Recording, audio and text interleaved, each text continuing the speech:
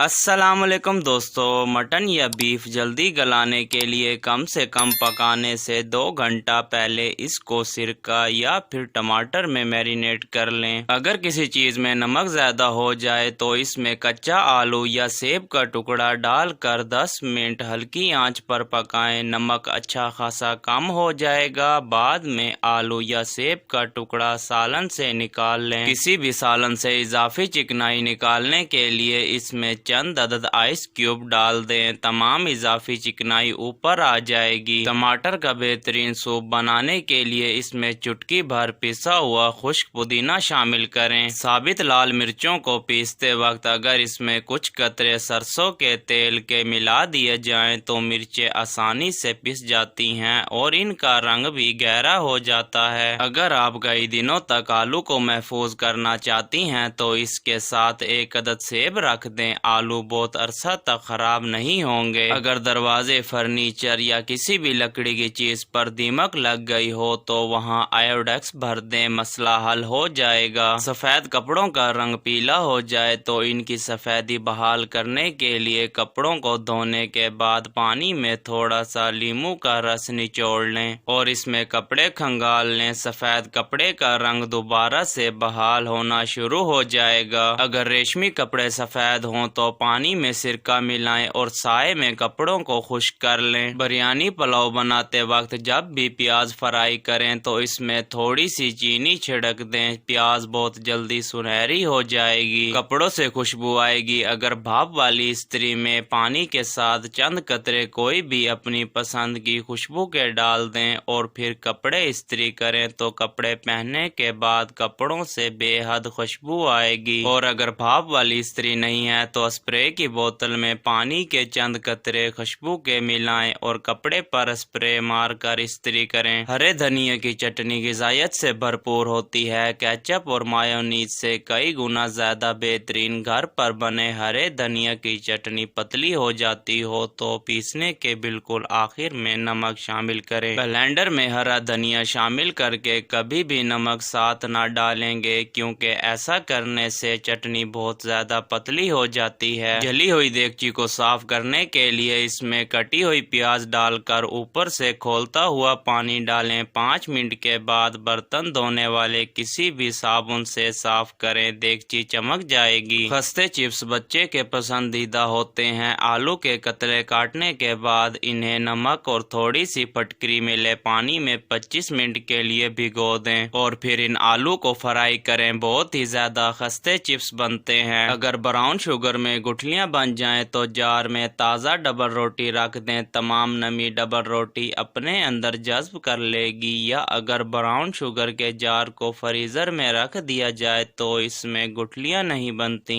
दोस्तों, अगर वीडियो अच्छी लगी हो तो लाइक करें, चैनल को सब्सक्राइब करें। अपना ख्याल रखिएगा। मिलते हैं नेक्स्ट वीडियो में। अल्लाह हाफिज।